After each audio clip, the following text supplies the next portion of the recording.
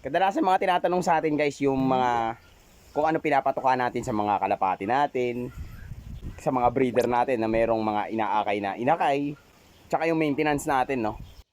Alam nyo, pagdating sa pagkikiping ng mga kalapati, hindi naman natin kailangan maging masyadong pihikan. Ang kinakailangan natin, ma-provide natin sa mga ibon na hindi sila masyadong nai-stress. Kapag nai-stress yung ibon natin, medyo nagkakaroon sila ng problema sa pag-breakdown at absorption ng kanilang mga patuka. Kasi una sa lahat, magkakaiba tayo ng location.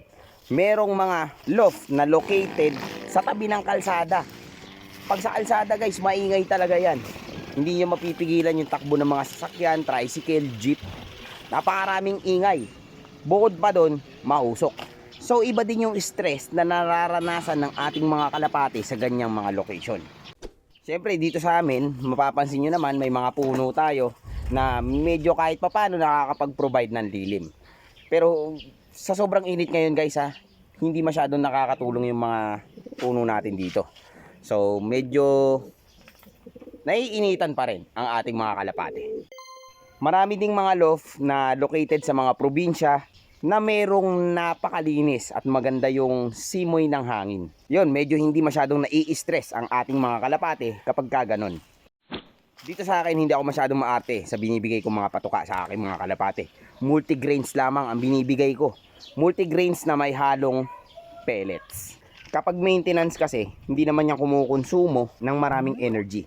So, sapat lang na bigyan natin sila ng katamtamang carbohydrates, katamtamang protein, katamtamang langis.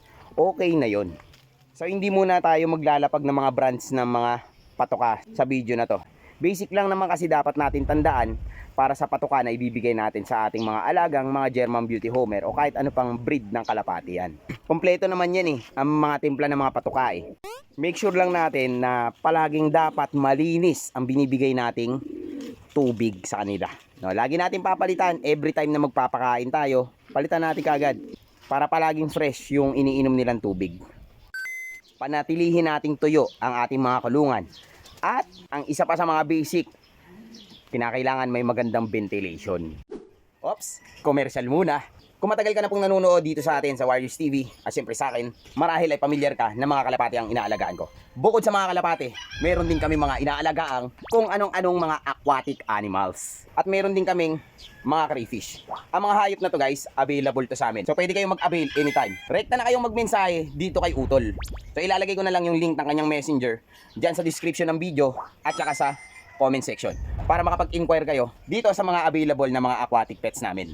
Alright, tapos na yung commercial. Balik na tayo sa video. So yun lang yung guys, no? Wala namang problema dyan sa binibigay mong patoka. Maaaring hindi pa pamilyar yung mga kalapati mo, lalo-lalo na kung bagong acquire mo pa lang yung mga ibon, medyo maninibago talaga yan sa binibigay mong patoka sa kanila. So ang paraan at technique na ginagawa natin, fasting. Nire-reset natin yung kalapati natin. Pa-fasting natin sila isang araw lang, no? Paligo, purga, sunod na araw. Pagkatapos, saka na natin ibibigay kung ano yung patoka na gusto nating ibigay sa ating mga kalapati. Syempre, huwag yung papasobrahan.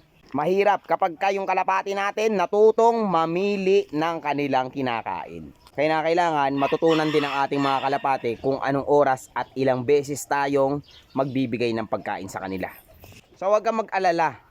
Medyo mahal yung binibili mong patoka, tama pa rin yan. Maaari lang na hindi pa alam ng kalapati mo na yan na yung dapat nilang patoka ngayon. Kaya, i-reset mo yung ibon. Halos lahat ng patoka na para sa manok, pwede rin yan sa kalapati. At meron na rin mga timpla talaga na para sa mga kalapati. Huwag kayong mag-alala sa timpla niyan dahil ang nag-formulate niyan, mga fancier din. Tapos, mass production, yun ay nabibili natin sa mga poultry supply. Basic lang lagi ang dapat natin tatandaan. Maganda na merong mga multigrains ang ating patoka para sa ating mga kalapati. Hanggat maaari, may kasama ding mga pellets. Medyo magiging madumi yung mga breeders natin kapag nagsusubo sila na may kasamang pellets. Pero mas madali kasing ma-breakdown at ma-absorb yung nilalaman ng mga pellets. Pang kalapati or pang manok, kahit anong patoka bilhin mo, walang problema yon. Goods na yan guys, no? So yun lang, hindi ko napapatagalin. Thank you so much. Sobrang init na kasi, no? Na-high blood na ako Ako nga pala si Mastong. Thank you so much sa panonood. At ito ang Warriors TV.